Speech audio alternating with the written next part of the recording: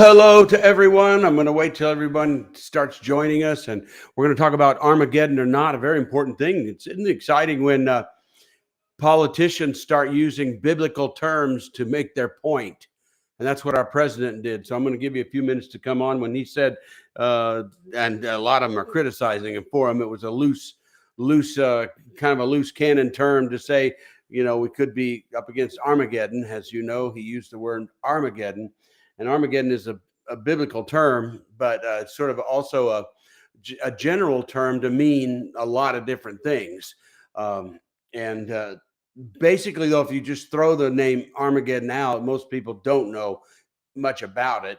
I've been to where I think the valley of Megiddo and all that, and I've looked down where it's supposed to be the final battle between good and evil, and that's sort of what people attributed. But it's funny when our president uses the word Armageddon, he's in our territory, isn't he? Or at least mine. That's where I live. I live in Bible land, right? I live in Bible land. In Bible land, he used a Bible term, and now we have people.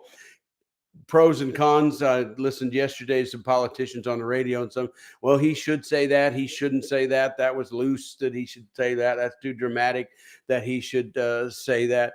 And so when we use the term, I see people coming on, and that's good. Hi, Mark and Vanessa and Rick and Daniel, and give a few more will be coming on, and others listening. And so the word Armageddon means a general term of last days judgment, last days battle. Hi, David. The last days of when good and evil come together. I think most people believe, I guess, that evil and good battle it out, and finally evil is destroyed and good wins, I guess, because it depends on who you talk to. Hi, Heather. And so Armageddon is a biblical term we get from the book of Revelation, and it's so interesting because you have to then take out what you have to do then if you're going to use it. If our president turns into a theologian and uses it, then he's got to know what it means, and we think everybody knows what it means, but they picture that, and you look it up. You can look it up, and it'll be general terms like it means good and evil fight it out at the very end, and or some then other terms like last day's judgment, doomsday, end of the world. It means those kinds of things. But biblically, it doesn't work very well to just throw it out because they're gathering it from the book of Revelation, and the book of Revelation was written, 2,000 years ago. So we have to first, when we look at that book, we have to first think, what did those people think when they read it? When we read, interesting enough, when we read in the book of Peter wrote a book, two letters and books, we call it. And he says the elements will be burned up with heat. But the interesting thing about the word elements, when it's translated, it doesn't mean elements like physical. Nowhere that word, the Greek word for it, is never elements like physical elements or anything like that. It means the elements he's referring to, if you trace the Greek word, means the Jewish ritual elements, the elements of Judaism as they were done before the ministry of Jesus. And he's saying they'll go away, and we'll have newness then in Jesus, is what he's referring to. And they'll be burned up. Well, isn't that what happened in 70 AD? Could it be he's actually referring to 70 AD when Jerusalem was burned and the temple was destroyed, and the elements, which would be Judaism elements, which there's never in the New Testament is the word elements, meaning when Paul uses it and the letters are using it, where elements is the outside world like the earth, trees, ground will be destroyed. And so when Peter says the elements will be burned up with heat, well, it's referring to the elements are always referred to elementary, like the elements you've given way. Paul says, don't give way to the elementary, to the elements of Judaism, right? The elementary things of Judaism and rituals and that. And so Peter says that there's coming a day when that's all going to be burned up. And then, of course, maybe it's literal there where Jerusalem was set on fire, the temple completely destroyed, and everything changed after that. So there could be a literal thing that they were referring to, and Peter wasn't referring to 2,000 years later, like, whoa, here I am, just a smelly fisherman apostle. Oh, and I got a vision for something 2,000 years later. Although it was pretty ambiguous in that I remember it. If you remember, go back when I started out and was filled with the Holy Spirit in the 1970s and 80s, and there were lots of books written about Armageddon. Then they said it was going to be Armageddon. They said there was, and so it didn't happen, obviously. And now the word Armageddon comes up again. So it's really interesting, isn't it? Eunice and Chris, hi, everybody that's joining. And so it's really interesting. But here's the general idea that we are up against when a president uses it. Then it's obviously a very dramatic word, and it refers to the last explosive. He's thinking nuclear weapons, the last explosive Armageddon, beyond imagination destruction. Maybe the end of the world, maybe just beyond our imagination, maybe not the end of the world. But in biblical terms, people use it as Armageddon as the end of the world, judgment day, doomsday, all that.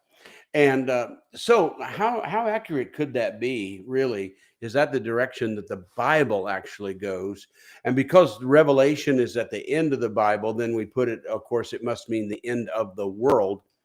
But the writers of the Revelation, the readers of the book of Revelation, were facing at that time their own destruction of their own city. And John is writing to those people who were facing the destruction of Jerusalem and the temple, as we mentioned, and how Jesus is going to come and bring judgment on fruitless religion, which Jesus demonstrated when he came in riding on the donkey and riding on the colt, and demonstrated, turned over the table, said judgment is going to come. You know that. And so it did, and it did come. So the book of Revelation is first written to a generation. As you say, this generation will not pass away till all these things take place.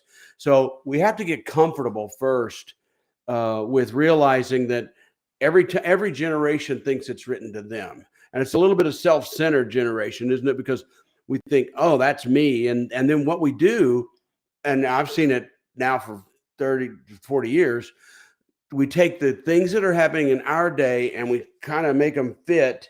We kind of force fit them into the Bible and say, see, there it is. And so, was it Ezekiel or somebody like that was saying, he saw these things and they looked like giant grasshoppers or something like that. Was it Ezekiel? You guys can look that up off the top of my head. And then, of course, the writers today say, yeah, what he really saw was modern day helicopters. Because look at a helicopter. Doesn't it look like a flying, a flying locust maybe, or grasshopper, flying grasshopper, flying. He saw locusts, and it really means helicopters. Because look at a helicopter today and those big old glass eyes, and you're kind of really. So we need to just let it be where it is. David, nice to see you, and at first, at least. Now, if we can make the application and be able to say, God is so big, yeah, right? Yesterday, today, forever. And we want to make him yesterday, and we want to make him today, and we want to make him forever in his word. Well, I'm all for that, because the application is always there. That's why I love the book of Revelation, because that's why we see why it's so confusing. Because we say, well, what about 1939 and 1940 when Hitler was taking over the world and bombing and killing and the Holocaust and all that, do you think people said, this is it? Hitler's the Antichrist and this is the end of the world? Well, of course they did. Of course they did. And but it wasn't the end of the world, was it? And then which one was it when we had the hostages and Jimmy Carter was president and they took hostages and then there was a threat of the oil crisis, and then they was going to come and to get oil because we didn't have oil. Then Russia was going to come down, and it was all a great plan, but it didn't happen. And they said, and of course, when I'm a kid, people who didn't grow up with me can get all bent out of shape, say, oh, he's a heretic. He doesn't believe that it's for today. It's today. I see all the signs today. Yeah, but I grew up with all the signs today when I was in 5th grade, because I was hunkering underneath my desk in 5th grade. You've heard my stories. It's if you're not close to my age, it's hard to believe that the fire alarm, right, David? Just keep listening, Eleanor and Beth. Oh yeah, I said hi, and all you, David. It's hard to fathom my thinking against other thinking when you're sitting at your desk in 5th grade and the fire alarm goes off, but you're not supposed to march out like the fire truck. You're supposed to get underneath your desk and hold your head like you've seen them on a plane, like plane's going to crash and they're going to crash position. You're supposed to do that because nuclear bombs are going to hit. And of course, we lived at that time about maybe 40 minutes, 30 minutes, 40 minutes away, 30 minutes away from an Air Force base, which was the #1 target at the time for a nuclear attack. And we lived about 30 minutes away or so.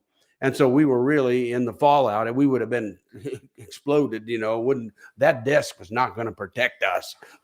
And so you got to understand how frightening that I wasn't afraid, but I don't know why. I'm just a 5th grader, okay, I'll get under my desk. But people were generally afraid this is the end of the world, generally afraid. And the preachers and the prophets and everybody smashed our faces into it, rubbed it into it. This is the end of the world. This is it. This is Armageddon. And then it wasn't. So then you have after that and after that and after that and after that and now today, and now you're going to have people, this is Armageddon, this is it. And you go, okay. Something's off here a little bit, because we take everything in the book of Revelation and we make it now. It's us. We're the center. Those people clear back then, they don't have anything.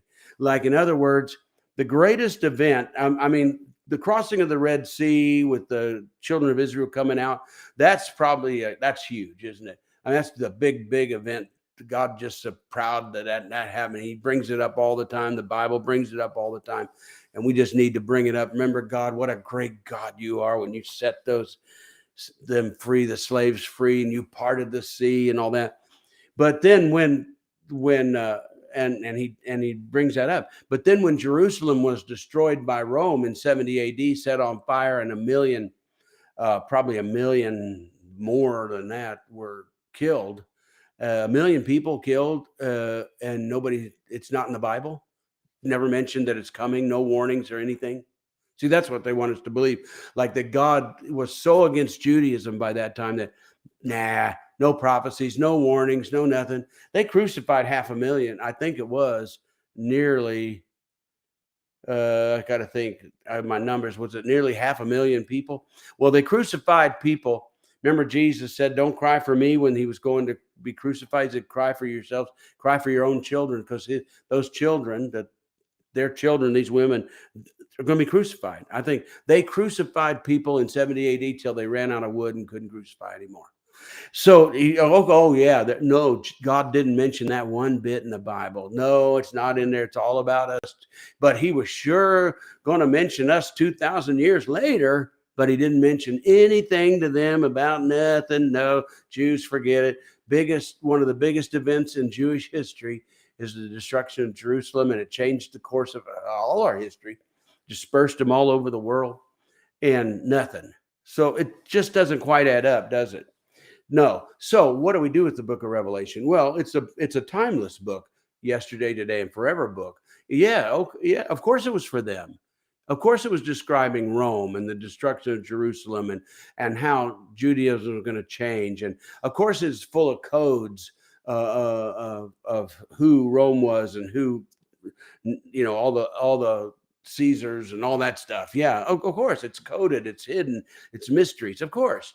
But it's not just for them either, because the goal of the book of Revelation is to show that because John said there are antichrists in the world, that every time something rises up that's anti-God, so powerful, and they say this is it, I'm going to take over the world, I'm going to take it and we're going to destroy it and we're going to do it. If you don't do what we say, we'll destroy the earth. And everybody, then we read the book of Revelation, go, wait a minute, hold it.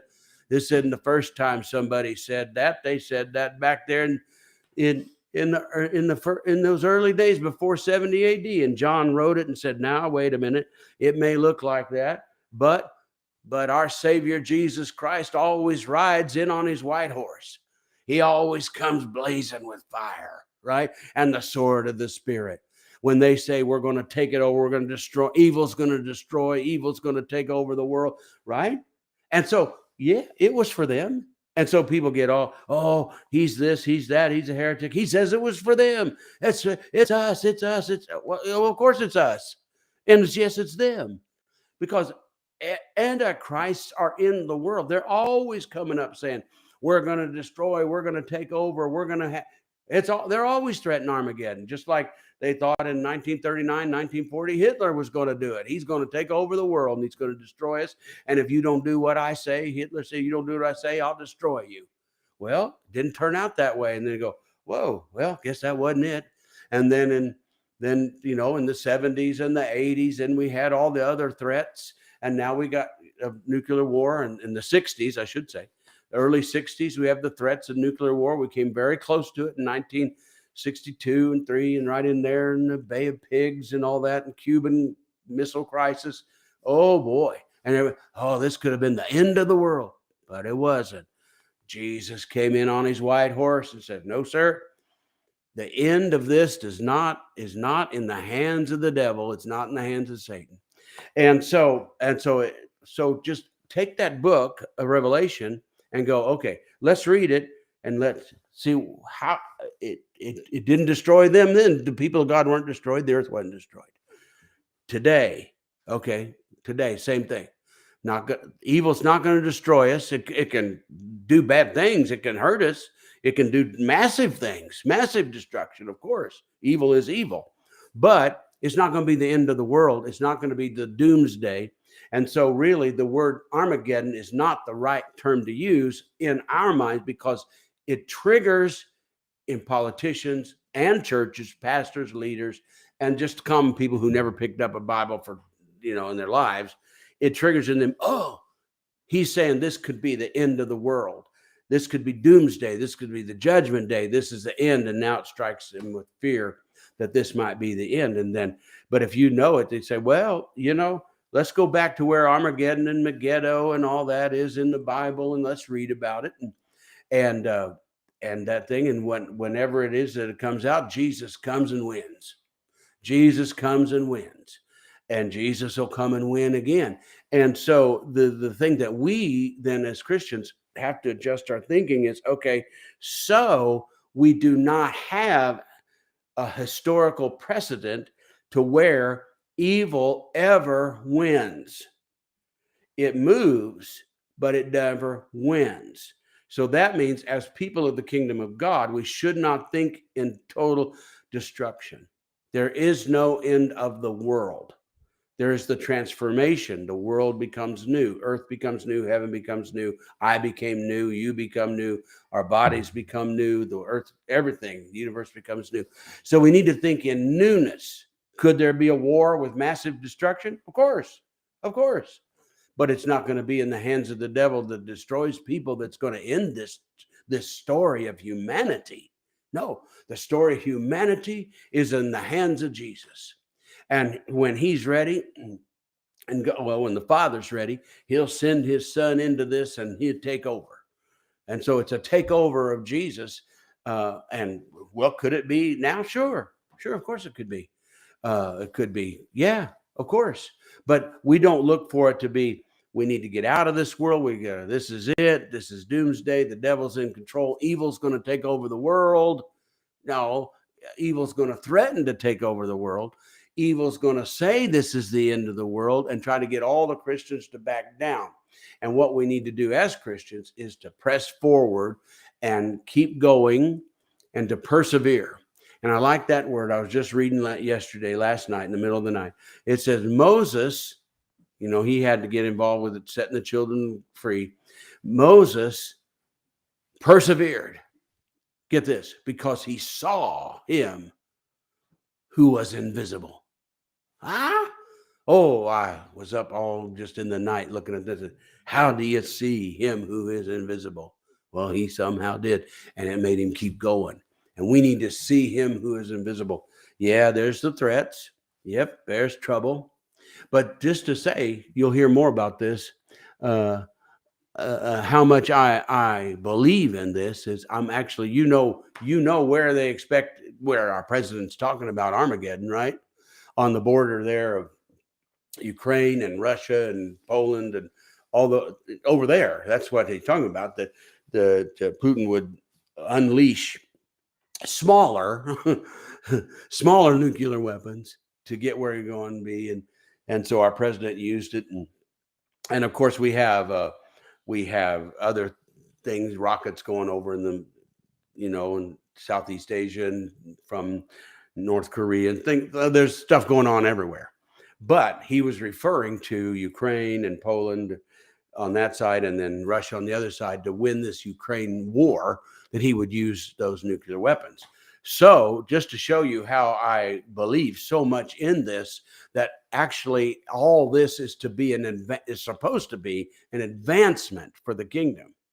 Now, whether God's people advance or they retreat in fear is yet to be seen. But if we read that, no, Jesus is going to come on the scene if we'll let him and we'll believe. And that's why John wrote the book of Revelation. He's telling the Christians, look, believe God, believe Jesus will come on the scene. Don't fall to fear. Don't give way to fear. Keep your faith, keep going and persevere. So just to show you that, you'll hear more about it next week. And if you go to our church, you'll hear more about it. And there'll be some postings about it. But I'm going to go to where I'm going to go, physically go to where our president was speaking at least near. I mean, if he's right and it's going to be Armageddon, I'm going to be close enough to experience it. And if it happens, I won't have time to write. That's how close I'm getting. Okay. I'm going to go there and I'm going to preach and I'm going to teach and I'm going to bring the power of God and I'm going to bring what we have to give to them. That's how much I believe God is in control. I'm going to go there and help those people and preach to them the glory of God and the power of God and the God advantage this is really meant to advance the kingdom of God. You'll be hearing more about that later. I hope this helps you. When they throw that word Armageddon around, you'll start thinking, okay, I get it. It was then, it's now, and it is then, because God is in control. And Jesus, he just gets on his horse and rides in every time somebody with evil tries to take over the world.